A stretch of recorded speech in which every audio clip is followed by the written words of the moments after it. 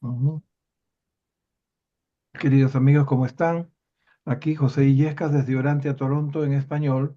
Hoy día 22 de enero del 2025.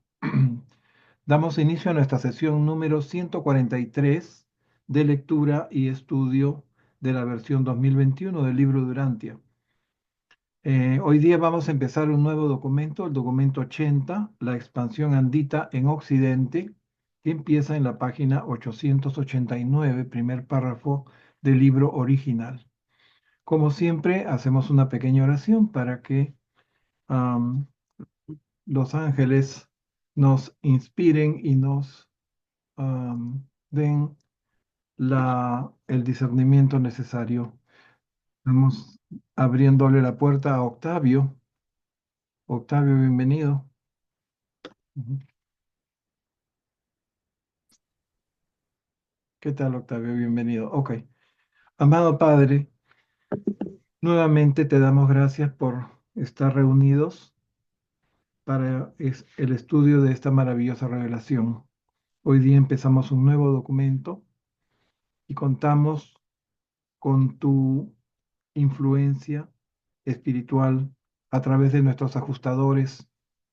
Contamos también con el Espíritu de la verdad otorgado por el Hijo Creador de este universo.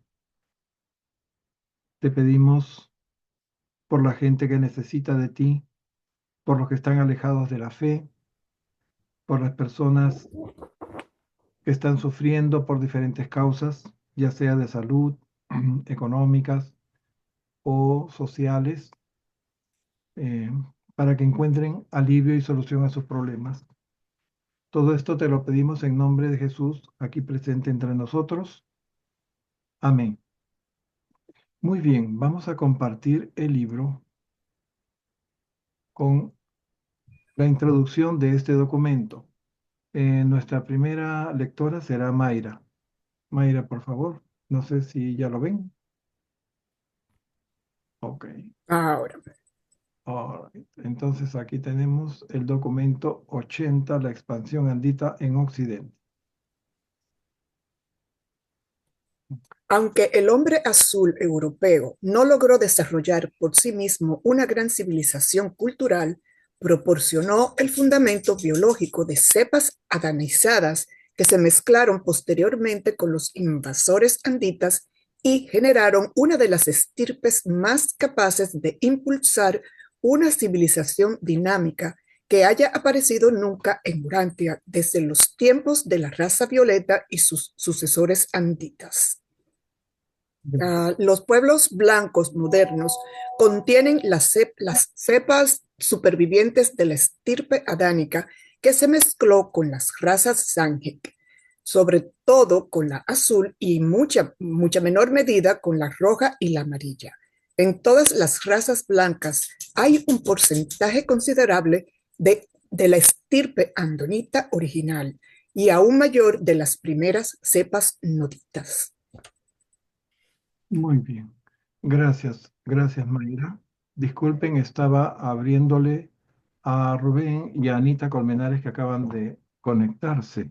Ahora sí, estaba dando horas todos. Hola, Anita, No bienvenida. puedes, no ¿Qué podía. tal? Buenas tardes. Buenas Rubén, tardes, buenas tardes a bienvenido. todos. ¿Cómo Gracias. estás, Rubén? Ok, ahora sí Bien, bien. que somos los que estamos, este, y vamos a comentar esta breve introducción que hace el revelador, que nuevamente es un arcángel. ¿Ok? ¿Recuerdan cuando estudiamos el documento 64 sobre las razas de color? Vimos que la raza azul, una de las tres razas primarias, ¿no? O también consideradas superiores con respecto a las secundarias, tenían la capacidad cerebral del hombre rojo combinada con el alma y sentimientos del hombre amarillo, entre otras características, por cierto, ¿no? Habíamos visto también que la incursión del hombre azul en Europa, la cual ya estaba ocupada por los neandertales. ¿Recuerdan quiénes eran los neandertales? También lo vimos en el documento 64. Eran los descendientes mezclados de los badonitas que aparecieron en Europa hace unos 800.000 años, producto de una lucha racial de estos badonitas contra las estirpes inferiores, contra los mestizos que habían en esa zona de la India.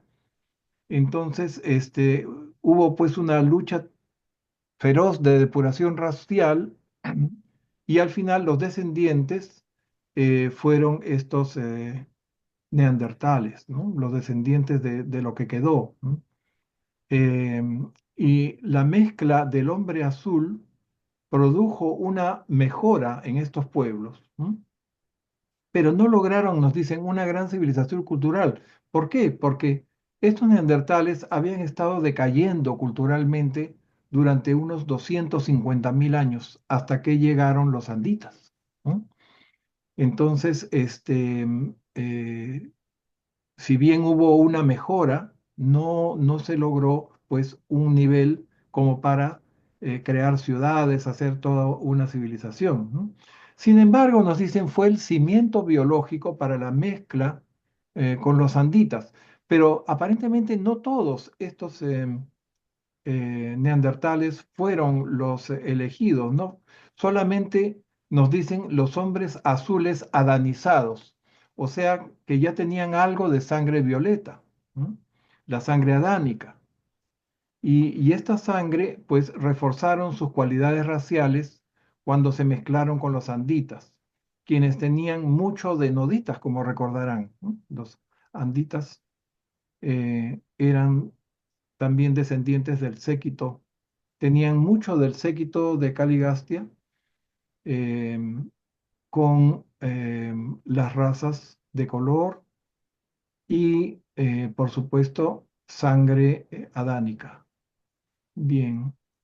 eh, en el segundo párrafo nos explican más o menos el origen de la raza blanca actual, ¿no? Nos dicen que la raza blanca son sobrevivientes de la estirpe adánica mezcladas con las razas de color, sobre todo con la azul, y en mucha menor medida con la roja y la amarilla, pero también con mucha sangre andonita original, ¿no? O sea, de Andón y Fonta, incluso mayor que la que tenían los primeros noditas, nos dicen. Muy bien, pasamos al siguiente párrafo. José Luis, por favor. Uno, los adanitas entran en Europa. Antes de que los últimos anditas fueran expulsados del valle del Éufrates, muchos de sus hermanos habían entrado en Europa como aventureros, maestros, comerciantes y guerreros. Durante los primeros días de la raza violeta de la depresión mediterránea estaba protegida por el istmo de Gibraltar y el puente terrestre de Sicilia. Parte del comercio marítimo más temprano se estableció en estos lagos interiores, donde los hombres azules del norte y los saharianos del sur se encontraban con los noditas y los adanitas del este. Ok. Bien, esto que parece un poquito enredado. Vamos a recordar quiénes eran los adanitas. Los adanitas eran los descendientes de Adán. O sea, los adanitas primero nacieron en el primer jardín y después muchos de ellos acompañaron a Adán y Eva desde el primer jardín al segundo jardín en Mesopotamia. ¿Recuerdan? O sea, si vemos este mapita, em, estamos aquí en el segundo mapa, céntrense ustedes. Entonces, por aquí está Chipre y un poquito más abajo, al sur de Chipre, estaba esta península, ¿m? Del primer jardín y de aquí se mudaron al segundo jardín. Y a partir de aquí comenzaron también a migrar. Bien, em, como vimos en el documento 78, los anditas salieron del valle del Éufrates hacia Europa primero y al resto del mundo después. El mar Mediterráneo estaba compuesto por dos grandes lagos, como vemos aquí. Había un puente al sur de Italia, acá el puente de Sicilia con África. Estaba Gibraltar intacto. También había una comunicación terrestre entre Francia e Inglaterra. ¿No? Bien. Y ya se había elevado aquí lo que vemos como Arabia, que es la península arábica, ¿no? Antes, la Mesopotamia era una península, como vemos en el mapa de la izquierda, ¿no? Ven ustedes, esto era la Mesopotamia y había una comunicación del Mediterráneo con el Océano Índico, pero de esto hace 950.000 años. Hace 38.000 años ya había cambiado, ¿no?, el panorama. Este, Vamos a ver aquí, ven ustedes la península escandinava, no existía este pedacito de tierra que ven ustedes acá, que es Dinamarca. ¿Ok? Ahora vamos a ver cómo surge Dinamarca, ¿no? Entonces, esto era am, cuando apareció el hombre hace 950.000 años, en época del tercer glaciar. Después vinieron el cuarto, el quinto y después el sexto. Bien, el sexto abarca hasta aquí. Bueno, ahora vamos a ver en más detalle esto, ¿ya? Ok, seguimos. Gloria, por favor.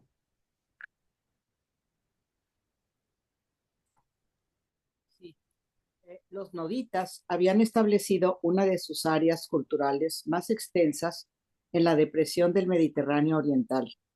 Desde estos centros habían penetrado un poco en el sur de Europa y mucho más en el norte de África. Los sirios noditas andonitas de cabeza ancha introdujeron muy pronto la alfarería y la agricultura en sus asentamientos del delta del Nilo, que se elevaba lentamente. Importaron también ovejas, cabras, ganado bovino y otros animales domésticos, y aportaron importantes avances en el trabajo de los metales, ya que Siria era entonces el centro de esta industria. Muy bien, vamos a ampliar un poco. Nos dicen que había un comercio marítimo entre los hombres azules del norte y los saharianos del sur, ¿no? En esa época el Sahara eran praderas, eran pastizales, nos dicen, ¿no? Y cuando cambiaron los vientos, la dirección de los vientos húmedos se fueron al norte y fueron convirtiendo el Sahara en un desierto, ¿no? Bien, eso lo explican más adelante con mejor detalle. Bueno, les voy adelantando nomás. Entonces había un intenso comercio, también había comercio marítimo. Bien, los noditas tenían un área cultural muy grande en el Mediterráneo oriental. Ya estábamos hablando que el Mediterráneo eran dos lagos, el oriental aquí, en esta parte, y el occidental que daba hacia el Atlántico, ¿no? Separado por el estrecho, por el istmo de Gibraltar en esa época, ¿no? Bien, ¿qué más nos dicen? Nos hablan de los sirios. Los sirios, que era una mezcla de noditas y andonitas de cabeza, andonitas de cabeza ancha, nos dicen. Llevaron su alfarería, su ganado, animales domésticos, ¿no?, a sus asentamientos en el Valle del Nilo. Aquí está el Valle del Nilo, ¿no? Y Siria en esos tiempos era el centro industrial metalúrgico, ¿no? Bien, vamos a aclarar un poco esto de la cabeza ancha, ¿no? ¿A qué se refieren con esto? Hay tres tipos de cráneos normales en el ser humano, ¿no? El, el cráneo ancho, que se llama mesocéfalo, ¿no? O perdón, braquicéfalo. El cráneo alargado, que se llama dolicocéfalo técnicamente, y el cráneo normal o mesocéfalo o normocéfalo también le dicen, ¿no? Bien, entonces esto nos viene de esa herencia andonita, ¿no? El cráneo redondo. Eh, en diferentes razas existe el gen que determina un cráneo alargado, ¿ok? O sea, no es exclusiva de un tipo. Ahora bien, a mí me hicieron una pregunta si esto del cráneo alargado o el cráneo tenía que ver con alguna deformación, ¿no? Entonces, si ustedes ven los cráneos deformados de la cultura Paracas, ¿no? Hay algunos que sí son cráneos normales, pero hay otros que son exageradamente alargados, como ven acá. Bueno, em, esos cráneos, a mí me parece que no, es mi opinión personal, no eran humanos. Así como algunas momias de Paracas que se han encontrado con tres dedos y han sido estudiadas científicamente y que la ciencia niega, en fin, todavía no hay digamos, respuesta oficial de la ciencia con esos esos descubrimientos. Al- Algún día saldrá a la luz todo eso, ¿no? En fin, no vamos a detenernos mucho en esa parte, ¿no? Pero podríamos decir que esta cabeza ancha lo interpreto como este tipo de cráneo más ancho que largo, ¿no? Como, conocido como braquicéfalo, en contraposición al cráneo alargado o dolicocéfalo, ¿ok? Este, todos estos son considerados normales en la especie humana. Los cráneos neandertales solían ser dolicacéfalos, alargados, mientras que los andonitas eran braquicéfalos. Eh, y la mayoría de los cráneos son normocéfalos, como les había dicho, o mesocéfalos, ¿no? Bien, habiendo, como les digo, cierto predominio en ciertos tipos raciales. Y ahora que las razas se han mezclado mucho, es difícil. Bueno, continuamos. Octavio ha levantado la mano. Oh, perdón, Octavio, adelante. Hermanitos, buenas tardes, gusto en saludarlos. Hay culturas que lo hacían esas deformaciones por razones de estética, de belleza. Para ellos, consideraban que esas deformaciones son para que se vieran más bonitos, ¿no? Por ejemplo, en la cultura maya, a los niños desde pequeños los envolvían con frazadas y con palitos para irles deformando el cráneo porque para ellos era bonito. Ahí está el ejemplo que usted puso ahí de las imágenes. Y en el caso de los chinos, hay algo que le hacían a las niñas en los pies. En sus piecitos se los deformaban para que los pies, entre más chiquitos fueran, eran para ellos algo muy atractivo. Entonces esa es una teoría por cual a veces puede ser que en este caso algunos cráneos estén deformados. Pudiera ser, y al menos que también sean que vengan de otro lugar, ¿no? Como extraterrestres. Pero Mm. eso pues no lo han podido comprobar. Gracias. Gracias a ti, Octavio, por tu comentario. Sí, había esa costumbre y el cráneo se puede alargar ligeramente, como ven ustedes acá, ¿no? Esto ya es algo exagerado y por supuesto esto no es humano para mí. Esto acá parece que hubieran tres cerebros, no dos, ¿no? No dos hemisferios cerebrales, sino tres. Pero como les digo, no vamos a entrar en discusión de esto. Es una cosa interesante que se ha dado en la cultura Paracas en Perú y también con los mayas, como tú dices, y también en Egipto. Ustedes ven la Nefertiti con un tocado, ¿no? Que le cubre una cabeza notablemente alargada, pero dentro de los límites, ¿no? De lo que podríamos decir una cavidad craneana de 1500 centímetros cúbicos. Pero acá hay mucho más de 1500 centímetros cúbicos, como ven en esta imagen de la izquierda. Bueno, y entre otras cosas que en Paracas han descubierto cosas totalmente enigmáticas que están siendo estudiadas y están esperando que la ciencia, pues, madure, por decirlo de alguna manera, para que se dé a conocer la verdad o se diga, se den interpretaciones más precisas sobre eso. Muy bien, seguimos entonces eh, con nuestro documento. Le tocaría a Renato. Los dos siguientes, porque este es muy cortito. Pero en tiempos anteriores los adanitas no habían encontrado obstáculos en su migración hacia el oeste. Oh, sí, sí, sí.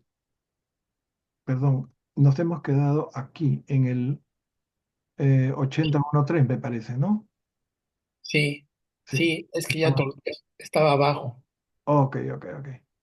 Aquí, disculpa. Durante más de 30.000 años, Egipto recibió un flujo continuo de mesopotámicos que aportaron su arte y su cultura con el consiguiente enriquecimiento artístico y cultural del Valle del Nilo. Sin embargo, la llegada de numerosa población procedentes del Sahara deterioró tanto la antigua civilización de la ribera del Nilo que el nivel cultural de Egipto llegó a su punto más bajo hace unos 15.000 años.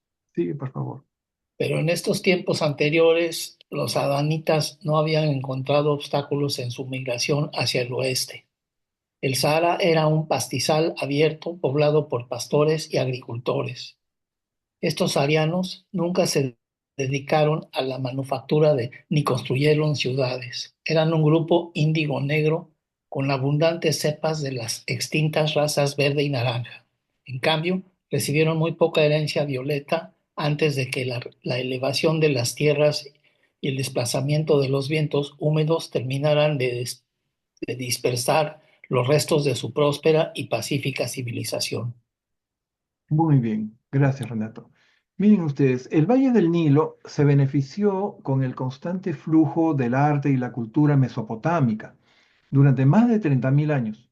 Desgraciadamente, hace unos 15.000 años, la civilización egipcia llegó a su punto más bajo de deterioro cultural y racial por la venida de muchísima población procedente del Sahara, ¿no? Pienso que buscaban un lugar más adecuado para vivir, pues el Sahara se estaba convirtiendo en un desierto, ¿no? Entonces se fueron mudando hacia el Nilo y por supuesto estas tribus que tenían mucho de la sangre índigo negra con raza verde y naranja deterioraron la calidad racial que ya había en Egipto en esa época. Bien, seguimos. Marlene, por favor. La sangre de Adán. La sangre de Adán ha sido compartida por la mayoría de las razas humanas, aunque algunas recibieron más que otras. Los adanitas no se sentían atraídos por las razas mestizas de la India ni por los pueblos más oscuros de África. Se habrían mezclado sin reparos con el hombre rojo si no hubiera estado tan lejos de las Américas y estaban bien dispuestos hacia el hombre amarillo, prácticamente inaccesible en el Asia remota. Por eso, cuando migraban impulsados por móviles altruistas o aventureros, o cuando fueron expulsados del valle del Éufrates, los andanitas optaban muy naturalmente por unirse con las razas azules de Europa. ¿Estamos? Ok. Vamos a ver. Entonces acá nos están diciendo que la sangre adánica no fue uniformemente distribuida, ¿no? Algunos pueblos recibieron más que otros y los que menos recibieron fueron las razas mestizas o morenas, ¿no?, de la India y los índigos o negros del África. Por un tema, nos dicen, de atracción sexual más que nada. Los rojos y amarillos pudieron haberse beneficiado de la sangre adánica, pero quedaron aislados, ¿no?, en las Américas y en el lejano oriente, como ustedes saben. La mayor parte de la sangre adánica se distribuyó entonces por Europa, ¿no? Y específicamente en las razas azules, como nos van a explicar más adelante. Ok, seguimos. Mario, por favor. Toma los dos siguientes párrafos. Mario, ¿tú estás ahí? Ha salido, no lo veo. No lo veo en pantalla.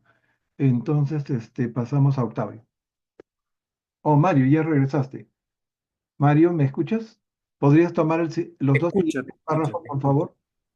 Los hombres azules dominantes en Europa por aquel entonces no tenían prácticas religiosas que fueran repulsivas para los primeros emigrantes adanitas y había una gran atracción sexual entre la raza violeta y la azul.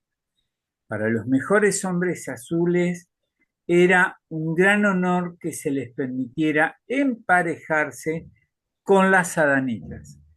Todo hombre azul abrigaba la ambición de llegar a ser tan artista y tan competente como para ganarse el afecto de alguna mujer adanita, y la máxima aspiración de una mujer azul superior era recibir las atenciones de un adanita. Gracias. Muy bien, entonces ustedes ven, habían preferencias, ¿no? Y entonces eso se dio de esa forma. Continúa Octavio, nos lee Anita, nos lee los dos últimos párrafos de esta sección, sí. Poco a poco, estos hijos migrantes del Edén se fueron uniendo con los tipos superiores de la raza azul y vigorizaron sus prácticas culturales mientras exterminaban implacablemente las cepas supervivientes,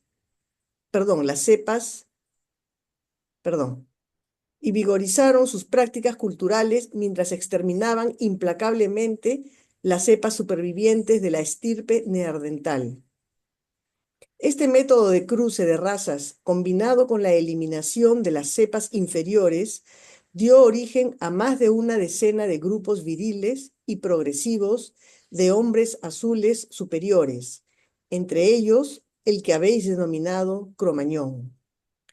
Por estas y otras razones, sin olvidar la existencia de mejores rutas migratorias, las primeras oleadas de cultura mesopotámica se abrieron camino casi exclusivamente hacia Europa, y fueron estas circunstancias las que determinaron los antecedentes de la civilización europea moderna. Ok, muy bien. Entonces había pues una gran atracción entre la raza violeta y la raza azul, ¿no? Y sus prácticas religiosas no eran repulsivas para los adanitas, nos dicen.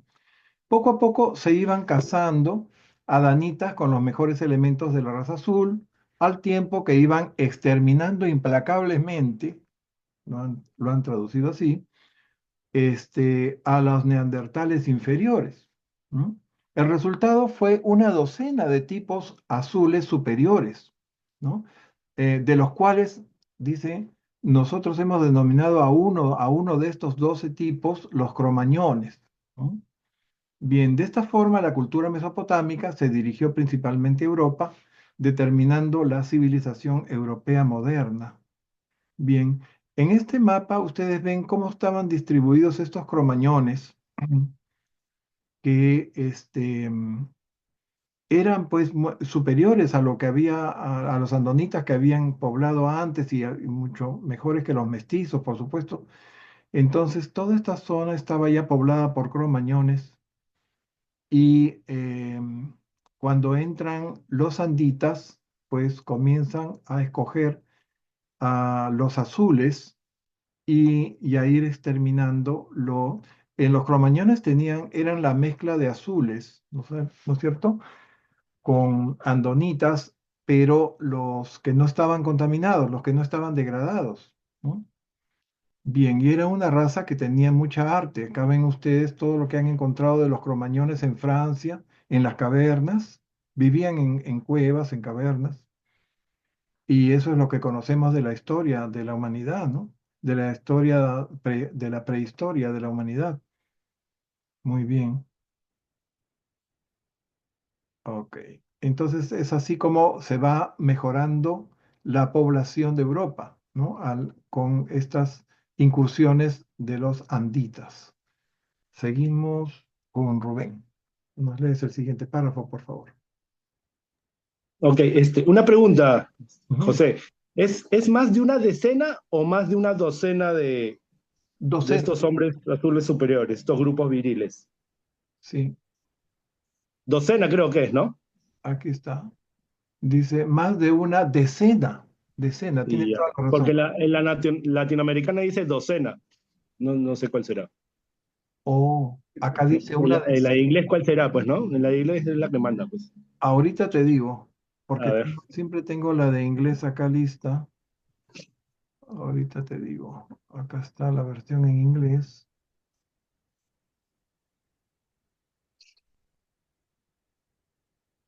Vamos a salir de dudas porque este es un dato importantísimo. Vamos a ver. De hecho, solamente encontraron la raza con Cromañón porque fueron los únicos restos fósiles que sobrevivieron hasta estas épocas, pues, ¿no? Las otras ya se habrán degradado, pues, ¿no?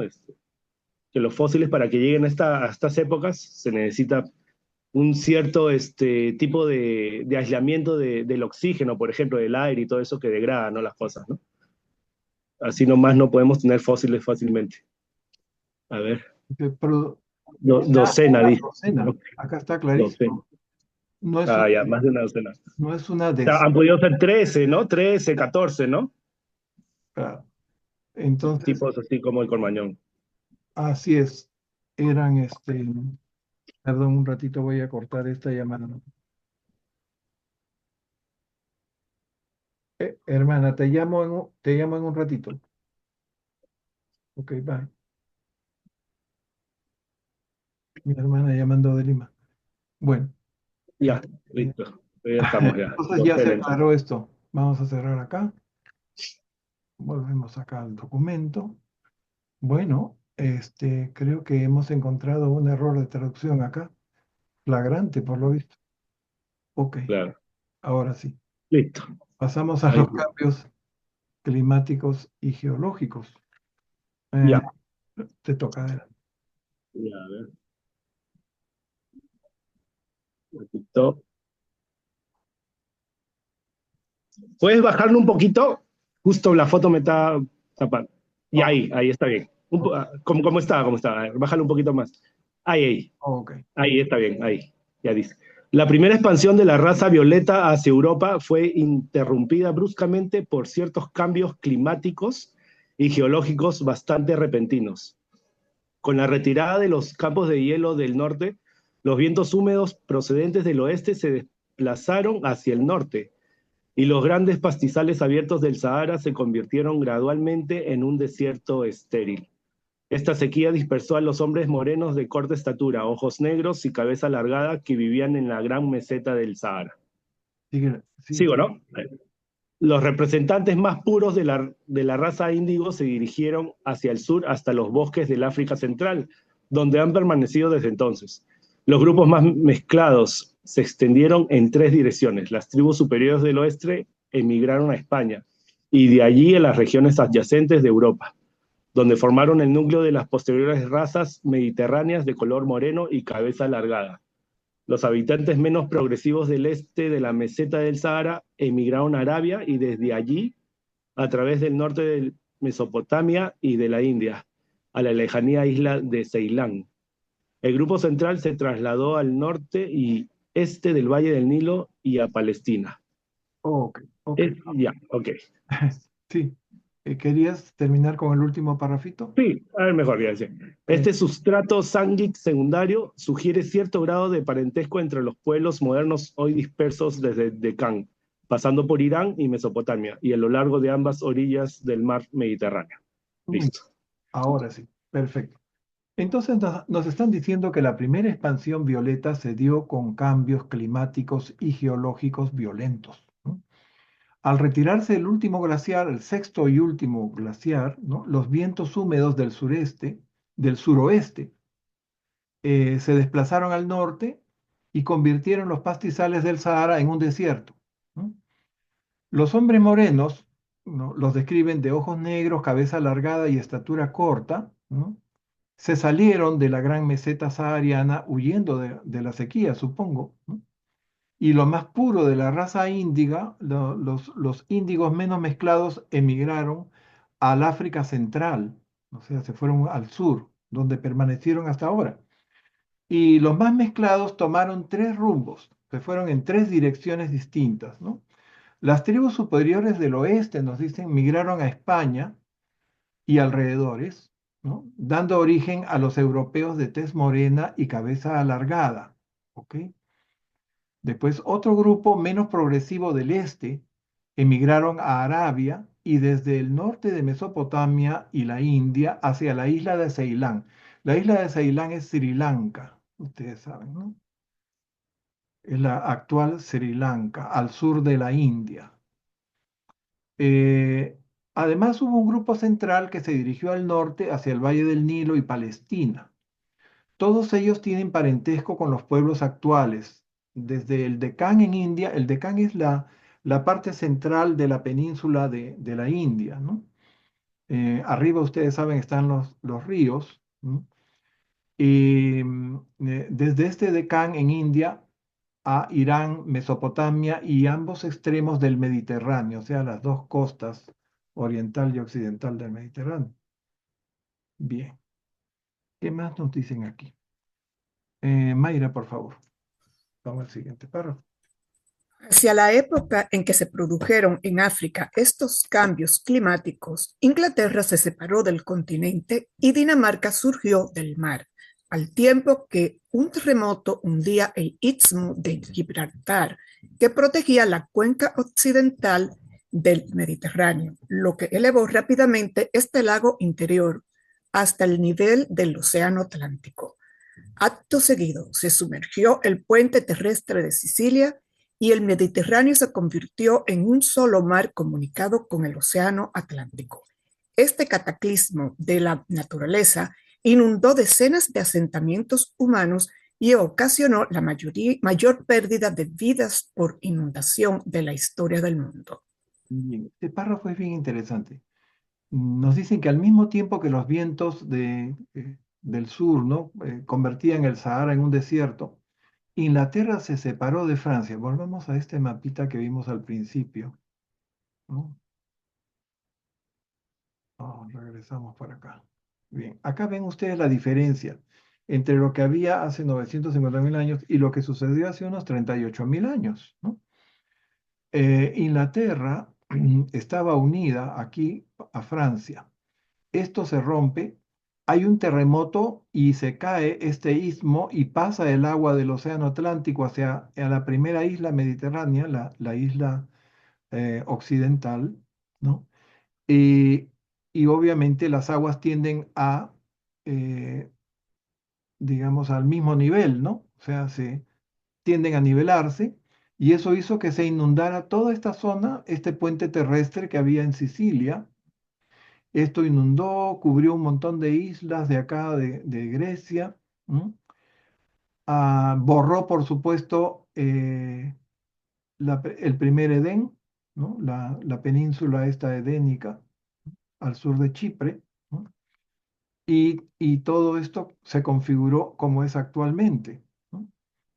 Bien, recuerden que yo les pasé un videíto que es una animación de cómo el terremoto rompe Gibraltar y el agua comienza a entrar, el agua del Atlántico comienza a entrar y a inundar todo el...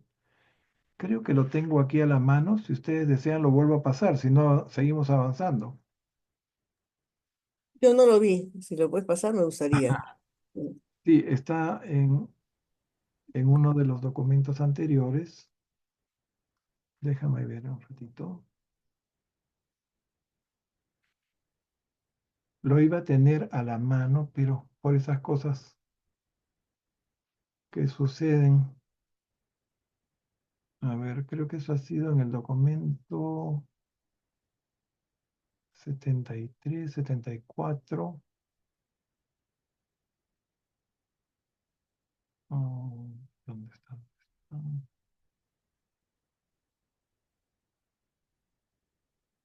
Es una animación muy interesante.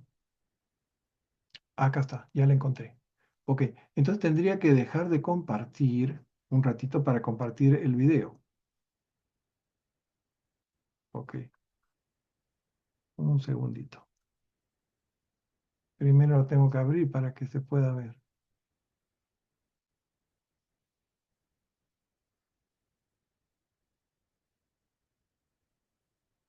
Eso debe haber sido una cosa cataclísmica.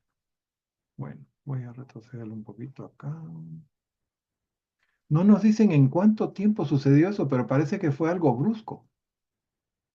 Fue algo brusco. Ahora sí, vamos a Algo compartir. así como el tsunami de Tailandia que hubo esa vez. Una cosa sí que se produjo en cuestión de, no sé si ahí lo ven. ¿Ven esto? Ok, voy a hacerlo correr. Este es el puente de Gibraltar. Perdón, este es el puente de Sicilia. Esta es la zona, el Atlantis. Hay un libro que dice, que describe el Atlantis como el lugar del primer Edén, ¿no? Entonces, miren ustedes, el Mediterráneo eran dos lagos, el lago oriental, el lago occidental, aquí está el Gibraltar, ¿no? Y el océano Atlántico. Entonces vino un terremoto que causó el aniego desde el Atlántico a todo el Mediterráneo. Desgraciadamente la calidad de esta filmación no es muy buena. Ven ustedes cómo se va cubriendo todo. Esto sí fue, digamos, lo más parecido al diluvio universal que cuenta la Biblia, porque lo de Noé fue algo, un fenómeno puramente local. ¿Ven cómo se cubre y queda delimitado Chipre de esa forma? Bueno, esto es muy interesante. Y si quieren, les mando el enlace para que lo tengan ustedes, lo pueden descargar. Entonces, Sí, sí, José, sería y una gran herramienta. ya, es bonita esa animación, la encontré de casualidad, miren cómo son las cosas. Bueno, ahora se la mando por el chat que tenemos. Muy bien. Pasamos a la tercera sección del documento, el hombre cromañoide. Ujú. Le toca a Me José. tocaría a mí, pero estamos en el 80 y 82.5. No se ha leído. Oh, gracias. Me adelanté. Ah, estábamos aquí. 82.3, 82.4, 82.5. Falta leer. Ajá. Adelante. Este anegamiento de la cuenca mediterránea restringió inmediatamente los desplazamientos de los adanitas hacia el oeste, mientras que la gran afluencia de saharianos los obligó a buscar salidas para su creciente población hacia el norte y este del Edén. En su viaje hacia el norte desde los valles del Tigris y el Éufrates, los descendientes de Adán se encontraron con barreras montañosas y con el mar Caspio, que era entonces más extenso. Durante muchas generaciones, los adanitas cazaron, pastorearon y trabajaron la tierra en torno a sus asentamientos dispersos por todo el Turquestán. Poco a poco, este pueblo magnífico fue expandiendo su territorio a Europa, pero esta vez los adanitas entraron en Europa por el este y encontraron que la cultura del hombre azul estaba miles de años por detrás de la de Asia al no haber tenido ningún contacto con Mesopotamia. Ok. De Mesopotamia pues salía todo lo más adelantado de la cultura humana, ¿no? Entonces los adanitas, nos dicen, se vieron restringidos en su avance a Europa y optaron por ir al norte y al este del Edén, ¿no? O sea, de la Mesopotamia, o sea, del segundo Edén, hasta las barreras montañosas del Turquestán y el mar Caspio. Y durante muchos años se dedicaron a la caza, pastorearon, trabajaron la tierra, ¿no? En torno a sus asentamientos dispersos por todo el Turquestán. Y luego, cuando pudieron avanzar al oeste, fueron entrando a Europa desde el este, ¿no? Y encontraron la cultura del hombre azul muy atrasada, ¿no? Por el hecho de no haber tenido contacto con la Mesopotamia, ¿no? Por estos fenómenos que habíamos descrito, ¿no? Geológicos y climatológicos. Ahora sí, seguimos en la siguiente sección. Le tocaría a Gloria. 3. El hombre azul cromañoide.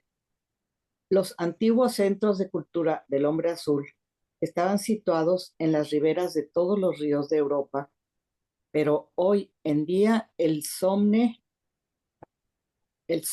es el único que corre por su mismo cauce de la época preglaciar. Sigue el siguiente, por favor. Aunque decimos que el hombre azul dominaba el continente europeo, había decenas de tipos raciales. Hace 35.000 años las razas azules europeas eran ya un pueblo muy mezclado que portaba cepas tanto como rojas y como amarillas. Por otra parte, en las costas atlánticas y en las regiones de la Rusia de hoy, había absorbido una cantidad considerable de sangre andonita y en el sur estaba en contacto con los pueblos saharianos, pero sería infructuoso intentar enumerar los muchos grupos raciales. Muy bien. Miren ustedes, los hombres azules se habían situado en las riberas de los ríos europeos, ¿no? La mayoría de los cuales fueron alterados por el avance de los glaciales, con excepción del río Somme. Ya hemos hablado del río Somme en otros documentos, ¿no? Ese fue el asentamiento más importante de los cromañones. Y ahí es donde ellos resistieron, ¿no? El avance de los nórdicos que venían, o sea, los andonitas vinieron por el norte, los anditas, perdona, vinieron por el norte y primero hicieron resistencia los neandertales, después hicieron resistencia también los cromañones, ¿no? Y estos eran pues muy superiores a los neandertales y eso fue una lucha que duró como 100 años, o 500 años, perdón, más adelante lo dicen en detalle, ¿no? Y todo eso fue en el río Somme. Así como en la Primera Guerra Mundial, en el río Somme, recuerdan que les conté que hubo una batalla terrible entre los aliados y los alemanes, y murieron como 1 millón de soldados. O sea, fue una masacre, una de las más grandes masacres de las dos guerras mundiales que hemos tenido en el siglo XX, ¿no? Bueno, así que ese río Somme, que fue el único que no alteró su curso por los glaciares, ¿no? Fue escenario de estas masacres. Y aquí, que estamos hablando hace, pues, de por lo menos 15.000 años, se dio una encarnizada lucha, ¿no? Por la invasión de los nórdicos, o sea, anditas del norte, que tenían su centro, su cuartel general en Dinamarca. Como ustedes saben, Dinamarca surgió del mar, ¿no? Justo en el momento en que caía Gibraltar y se cerraba también el puente terrestre de Sicilia. Muy bien, entonces, esto es hace más o menos 35.000 años. Bien. Ah, bien, todo esto es muy interesante. Seguimos. Le toca a Renato.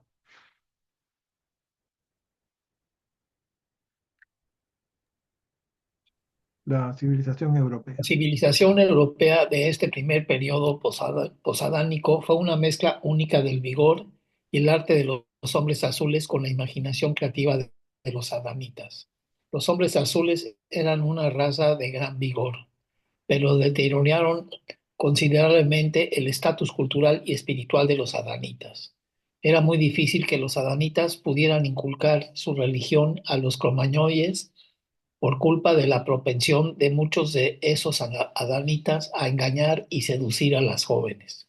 Durante 10.000 años, la religión en Europa se mantuvo a nivel muy bajo en comparación con su desarrollo en Egipto y la India. Ya, este párrafo también me pareció muy interesante. Bueno, este, habíamos leído que en Europa habían decenas de variantes raciales del hombre azul, ¿no? Y desde hace 35.000 años, la raza azul ya estaba bastante mezclada con cepas rojas y amarillas. Además, en las costas atlánticas y en Rusia tenían una buena cantidad de sangre andonita, o sea, descendientes de Andón y Fonta, de los buenos, ¿ah? De los que no estaban mestizados con primates, en fin. Y en el sur mantuvo contacto con los saharianos y otros, ¿no? Que el revelador evita mencionar, ¿no? Em, pero nos dice que la civilización europea empezó como una mezcla única. El vigor y arte de la raza Sanguik azul, ¿no? Con la imaginación creativa adanita. Bien. Otra cosa que nos dicen que con el tiempo la cultura y espiritual adanita se fue perdiendo. Los adanitas no pudieron inculcar su religión a los cromañoides porque muchos de ellos, estos adanitas, sedujeron y engañaron a las mujeres cromañoides o cromañonas. Entonces, como ven, los adanitas tampoco eran unos santos, ¿no? Egipto e India tuvieron un nivel religioso más alto que Europa durante casi 10.000 años, nos dicen. Ok, interesante, ¿no? Seguimos. Le toca a Marlene. Sí, me toca a mí. Los hombres azules eran perfectamente honrados en todos sus tratos y estaban libres por completo de los vicios sexuales de los adanitas mestizos. Respetaban la virginidad y solo practicaban la poligamia cuando la guerra provocaba escasez de varones. Sigue, el siguiente, por favor. Los pueblos cromañones eran una raza valiente y previsora. Tenían un sistema eficaz de educación infantil. Ambos padres participaban en esta labor con la plena colaboración de los hijos mayores. Se afanaban por enseñar a cada niño a cuidar las cuevas, practicar las artes y el taller y tallar el pedernal. Desde muy jóvenes, las mujeres estaban versadas en artes domésticas y agricultura básica, mientras que los hombres eran cazadores expertos y bravos guerreros. Ok, miren ustedes. Entonces, los hombres azules eran más honrados, ¿no? Y menos lujuriosos que esos adanitas mestizos, nos dicen. Y los cromañones eran valientes y previsores, tenían una eficaz educación infantil, les enseñaban a cuidar la cueva, las artes, el tallado en pedernal. El cromañón, ustedes saben que significa el hombre del hacha, ¿no? Creo que es un término del francés, porque ahí hubo una gran concentración o la mayor cantidad de estas evidencias arqueológicas se han encontrado ahí.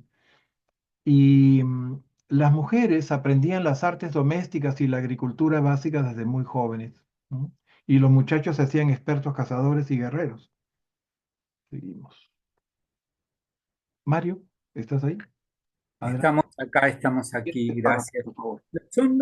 Bueno, los hombres azules eran cazadores, pescadores y recolectores de alimentos. Eran expertos constructores de embarcaciones. Fabricaban hachas de piedra, talaban árboles, levantaban cabañas de troncos parcialmente soterradas y techadas con pieles. Hay pueblos que siguen construyendo cabañas similares en Siberia. Los cromañones del sur vivían generalmente en cuevas y grutas. Gracias. Sigue el siguiente párrafo también, por favor. Durante los rigores del invierno, no era raro que los centinelas que vigilaban por las noches las entradas de las cuevas murieran congelados. Eran valerosos, pero por encima de todo eran artistas. La mezcla adánica activó repentinamente su imaginación creativa. El arte del hombre azul tuvo su punto culminante hace unos 15.000 años, antes de que las razas de piel más oscura empezaran a subir desde África hacia el norte a través de España. Gracias. Ok, gracias a ti, Mario. Bien, seguimos hablando del hombre azul. O sea, estos azules o cromañones, considérenlo como casi como un sinónimo, aunque habían diferentes combinaciones, ¿no? Más o menos, más azul o menos andonita, o más andonita y menos azul, ¿no? Eran expertos constructores de embarcaciones. Fabricaban hachas de piedra, por eso de ahí viene el nombre del hombre del hacha. Talaban árboles con esas hachas de piedra. Construían cabañas de troncos con techos de pieles, ¿no? Em, y todo, sobre todo en la Siberia, dice que hasta ahora siguen habiendo ese tipo de construcción.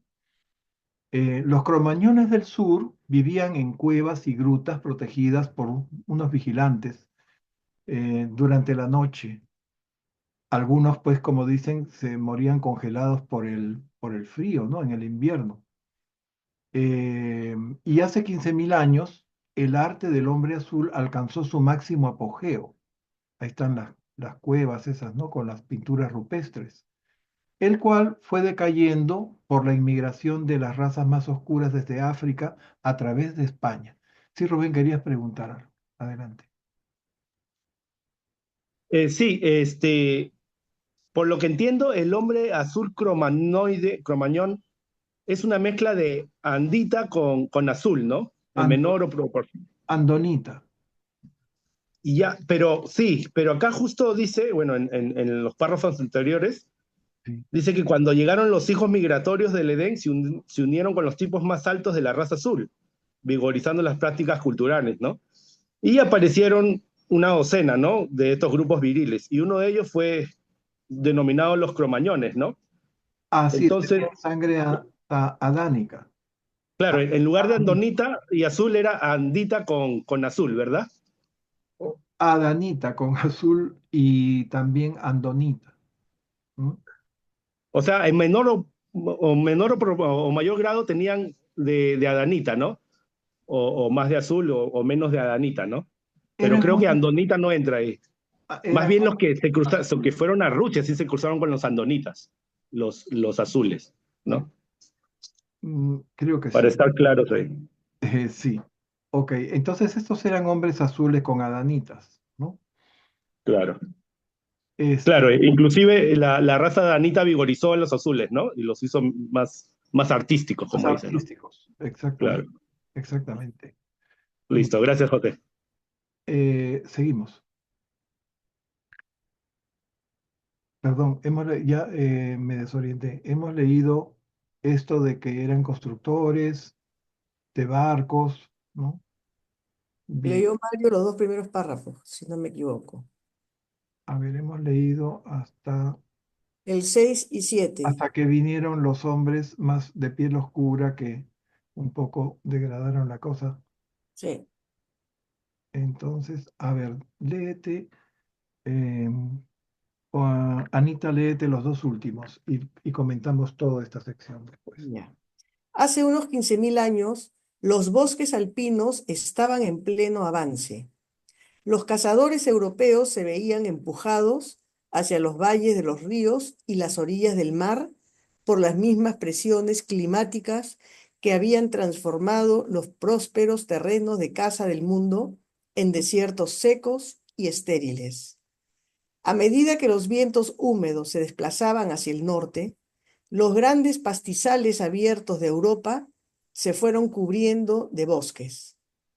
Estas importantes modificaciones climáticas relativamente repentinas obligaron a las razas de Europa dedicadas a la caza en espacios abiertos a convertirse en pastores y en cierta medida pescadores y cultivadores del suelo. Aunque estos cambios produjeron avances culturales, trajeron consigo ciertos retrocesos biológicos. Durante la anterior era cazadora, las tribus superiores se habían casado con los cautivos de guerra de tipo superior y habían destruido sistemáticamente a quienes consideraban inferiores. Pero cuando se fueron asentando y dedicando a la agricultura y el comercio, empezaron a conservar como esclavos a muchos de los cautivos mediocres. Y fue la progenie de estos esclavos la que produjo el gran deterioro posterior del tipo cromañoide. La cultura siguió retrocediendo hasta que recibió un nuevo impulso desde el este con la masiva invasión final de los mesopotámicos, que barrieron Europa, absorbieron rápidamente el tipo y la cultura de los cromañones e iniciaron la civilización de las razas blancas. Ujú. Gracias. Bueno, entonces aquí nuevamente nos hablan de los cambios climáticos, ¿no? Que fueron más o menos bruscos, pienso yo, que obligaron a las razas europeas a desplazarse de los bosques alpinos hacia los valles de los ríos y las orillas del mar para dejar la caza a campo abierto que estaban acostumbrados a hacer y dedicarse a la agricultura, al pastoreo y la pesca. Bien, estos cambios produjeron un deterioro biológico por la descendencia esclava mediocre, ¿no? A pesar del relativo avance cultural y comercial. Y este retroceso racial siguió hasta la llegada de la última invasión andita de Mesopotamia. O sea, de ahí venían, sobre Europa, la cual absorbió rápidamente la cultura de los cromañones e iniciaron la civilización de las razas blancas europeas actuales. Bien, pasamos a la cuarta sección. Si no hay algún comentario adicional. Muy bien, le tocaría a Rubén. Adelante, Rubén. Léete los dos primeros. Ok. Entre la tercera y la cuarta invasión, una horda de andonitas penetró en Europa por el norte, procedente de Siberia, vía los ríos rusos y el Báltico. Fueron asimilados inmediatamente por las tribus anditas del norte. Las primeras expansiones de la raza violeta más pura fueron mucho más pacíficas que las de sus descendientes anditas posteriores, semimilitares con aspiraciones de conquista. Los adanitas eran pacíficos y los noditas combativos. De la unión de estas estirpes mezcladas más tarde con las razas sangui, surgió el capaz y agresivo pueblo andita, autor de verdaderas conquistas militares. Excelente, gracias. Entonces nos dicen que los anditas fueron migrando a Europa de forma continua, Pero hubieron 7 invasiones principales, o oleadas, podríamos decir, ¿no? Las principales y más puras entraron por el norte, cruzando los pastizales de los ríos Volga y el río Don, aunque algunas remontaron el valle del Danubio desde el Mediterráneo, desde las islas del mar Egeo, ¿no? Entre la tercera, otra cosa que nos dicen, entre la tercera y cuarta invasión andita, ¿no? Se vino una horda de andonitas procedentes de Siberia, ¿no? Vía los ríos rusos y el Báltico, y fueron inmediatamente asimilados por los anditas del norte, o sea, los mejoraron. Y aquí describen cómo se combinan las cualidades innatas de cada raza cuando se produjo la mezcla racial, ¿no? Los adanitas eran muy pacíficos, los noditas muy agresivos, y la unión de ellos con la raza Sangiik produjo un individuo con mucho talento para la conquista y las artes militares, ¿no? De ahí se dio esa combinación. Muy bien, seguimos. Mayra, por favor, nos lee los 2 siguientes párrafos. Pero el caballo fue el factor evolutivo que determinó la dominación de los anditas en Occidente. El caballo dio a los anditas en vías de dispersión la ventaja inexistente hasta entonces de la movilidad y permitió a los últimos grupos de jinetes anditas avanzar rápidamente rodeando el mar Caspio hasta invadir toda Europa. Todas las oleadas anteriores de anditas se habían desplazado tan lentamente que tendían a desintegrarse al llegar a cierta distancia de Mesopotamia. En cambio, estas últimas oleadas avanzaron tan rápido que llegaron a Europa en grupos cohesionados que aún conservaban cierto grado de la cultura superior. Cuando los recios jinetes anditas hicieron su aparición en el séptimo milenio antes de Cristo, el mundo habitado llevaba 10.000 años de escaso progreso cultural fuera de China y la región del Éufrates. A su paso hacia el oeste a través de las llanuras rusas, absorbiendo lo mejor del hombre azul y exterminando lo peor, se mezclaron con él en un solo pueblo.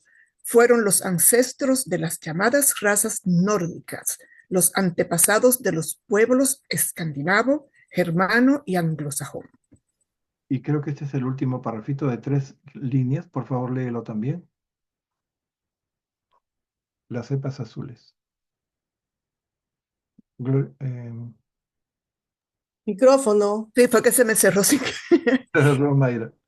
Las cepas azules superiores no tardaron en ser enteramente absorbidas por los anditas en todo el norte de Europa. Solo en Laponia y hasta cierto punto en Bretaña, los antiguos andonitas conservaron al menos una apariencia de identidad. Andonitas. Miren ustedes, ¿no? Acá destacan la importancia de los caballos, ¿no? Para el dominio de Occidente por parte de los anditas. A diferencia de las primeras migraciones que fueron a pie, ¿no?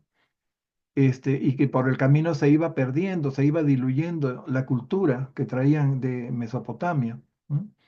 Cuando lo hicieron a caballo, esto les permitió recorrer grandes distancias con rapidez, llegando a Europa, ¿no? Por el mar Caspio principalmente, en grupos coherentes que aún mantenían su alta cultura, ¿no?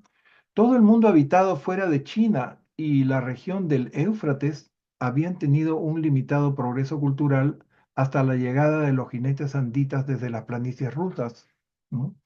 Entre 7.000 y 6.000 años antes de Cristo. Bien, ellos absorbieron lo mejor del hombre azul y exterminaron a lo peor, ¿no? Y sus descendientes son los ancestros de los llamados pueblos nórdicos, ¿no? Los padres de los escandinavos, los germánicos y anglosajones, ¿no? Y finalmente nos dice que poco antes de que los anditas absorbieran lo mejor de la raza azul en todo el norte de Europa, solo en Laponia y parte de la Bretaña quedó cierta identidad andonita. Seguimos. José Luis, por favor, toma los 2 siguientes. 5. La conquista andita del norte de Europa. Las tribus del norte de Europa habían sido reforzadas y mejoradas continuamente por el flujo permanente de mesopotámicos que emigraban a través del Turquestán y el sur de Rusia. De modo que cuando las últimas oleadas de la caballería andita barrieron Europa, había más habitantes con herencia andita en esta región que en todo el resto del mundo. Durante 3000 años, el cuartel general militar de los anditas del norte estuvo en Dinamarca. Desde este punto central salieron las oleadas sucesivas de conquista que se iban volviendo cada vez más blancas y menos anditas, a medida que el paso de los siglos presenciaba la fusión final conquistadores mesopotámicos con los pueblos conquistados. Ujú. A ver, a ver. Entonces, acabamos de ver cómo el norte de Europa se fue mejorando y reforzando con el flujo andita desde el sur de Rusia y Mesopotamia. Y esto hizo que en Europa hubiera la mayor herencia andita que en todo el resto del mundo, ¿no? Y aquí nos cuentan cómo se produjo esa conquista, ¿no?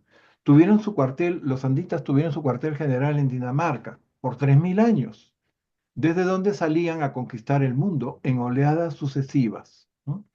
Y a medida que se distribuyeron y amalgamaron con los pueblos conquistados, la población se volvió cada vez más blanca y menos andita, nos dicen. Bien. Eh, el hombre azul puro prácticamente fue absorbido totalmente por el hombre blanco en su avance hacia el sur. ¿Ok? Y luego se encontraron con los cromañones, quienes les hicieron una férrea resistencia, pero al final la superioridad del invasor blanco los exterminó. Esto nos van a contar más detalles a continuación. Le toca a Gloria. Muy bien. Las batallas decisivas entre el hombre blanco y el hombre azul se libraron en el valle del Somme, donde la flor innata de la raza azul se opuso encarecidamente al avance hacia el sur de los anditas. Durante más de 500 años, estos cromañoides lograron defender su territorio antes de sucumbir a la superior estrategia militar de los invasores blancos. Thor, el comandante victorioso de los ejércitos del norte en la batalla final de Somme, se convirtió en el héroe de las tribus blancas del norte y algunas de ellas lo veneraron más tarde como un dios. Bien, esto es interesante. Miren, Thor, que parece un personaje de la mitología escandinava, en realidad existió. O sea que aquí el libro Durantia nos está dando fe de que hubo un Thor, ¿no? Y como les decía, en el valle del río Soma se libraron las batallas decisivas entre los azules, o sea, los cromañoides, ¿no? Eh, en sus diferentes tipos, y los blancos anditas durante más de 500 años. Y la última batalla que estuvo comandada por este Thor, el estratega militar de las tribus blancas del norte, que luego lo veneraron como un dios. Este es un cuadro de un artista danés. Seguimos. Le tocaría a Renato, ¿no? Las plazas fuertes del hombre azul que más persistieron estaban en el sur de Francia, pero la última gran resistencia militar fue superada a lo largo del Somme. La conquista posterior se llevó a cabo por penetración comercial, presión de la población a lo largo de los ríos y matrimonios continuos entre individuos superiores junto con la exterminación sistemática de los inferiores. ¿Me sigo? Sí, el siguiente. Cuando el consejo tribal de los ancianos anditas declaraba inepto a un cautivo inferior, lo entregaba mediante una elaborada ceremonia a los sacerdotes chamanes que escoltaban hasta el río donde le practicaban el rito de iniciación a los felices campos de caza, es decir, lo ahogaban. De este modo exterminaban los invasores blancos de Europa a todos los pueblos que encontraban en su camino cuando no los absorbían directamente en sus propias filas, y así acabaron rápidamente con el hombre azul. Miren ustedes, Entonces, la batalla final pues fue esta con Thor. Pero lo mejor de los cromañones estuvo al sur de Francia, ¿no? Eh, Ahí ellos, digamos, estaban mejor posicionados, pero la batalla decisiva fue en la ribera del río Somme, más al norte, ¿no? Y la conquista posterior, nos dicen, se dio por la presión poblacional de matrimonios entre individuos superiores junto con el exterminio de los inferiores, así como por la penetración comercial, ¿no? Ahora a los individuos los declaraban inferiores por un consejo de ancianos, que eran anditas, ¿no? Anditas puros seguramente, y estos ancianos entregaban a ese declarado inferior a los chamanes quienes lo ahogaban en el río, bajo un ritual, ¿no? Y así terminaron con lo que quedaba de este hombre azul cromañoide. Bueno, seguimos. Am, Le toca a Marlene. El hombre azul cromañoide constituyó el fundamento biológico de las razas europeas modernas, pero solo ha sobrevivido en la medida en que fue absorbido por los viriles conquistadores posteriores de sus tierras natales. La cepa azul aportó muchos rasgos de robustez y vigor físico a las razas blancas de Europa, pero el humor y la imaginación de los pueblos europeos mezclados provenían de los anditas. Esta unión azul-andita que originó las razas blancas del norte provocó un deterioro inmediato de la civilización andita, aunque fue un retraso de naturaleza transitoria. La superioridad latente de esos bárbaros del norte acabaría por manifestarse y culminarse en la civilización europea de hoy en día. Y este es el último párrafo. En el año 5000 antes de Cristo, las razas blancas en vías de evolución dominaban todo el norte de Europa, incluyendo el norte de Alemania, el norte de Francia y las Islas Británicas. Europa Central estuvo controlada durante algún tiempo por el hombre azul y por los andonitas de cabeza redonda. Estos últimos estaban situados principalmente en el valle del Danubio y nunca fueron desplazados del todo por los anditas. Ustedes saben, el Danubio es un río extensísimo, ¿no? Viene desde, creo, los Alpes por Suiza y recorre toda Europa hasta su desembocadura en un delta en el Mar Negro. Bien, entonces aquí básicamente nos dicen que la herencia del hombre azul en las razas blancas europeas fue su robustez, su vigor físico. Pero el humor y la imaginación les viene de los anditas. Aparentemente los anditas se deterioraron al cruzarse con el hombre azul, pero la superioridad racial se mantuvo latente. O sea, los genes, ¿no?, superiores nunca desaparecieron. Más bien se manifestaron posteriormente en la civilización europea actual. Y dicen, al año 5000 antes de Cristo, las razas blancas dominaban Europa del norte, pero no la Europa central, ¿no? Principalmente en este valle del Danubio, en donde hubo una preponderancia del hombre azul junto con andonitas de cabeza redonda, quienes nunca fueron desplazados por completo por los anditas. Ok, queridos amigos, voy a tener que suspender aquí nuestra sesión por dos razones. Primero que necesita ayuda con el bebé que ha estado enfermito esta semana, está con fiebre, está, bueno, y porque hasta aquí había hecho un análisis del documento. Vamos a dejar los últimos numerales. Este documento tiene 9 numerales. Nos estamos quedando terminando el quinto. 6, 7, 8 y 9 los haremos con el debido detenimiento y análisis en la próxima sesión del miércoles.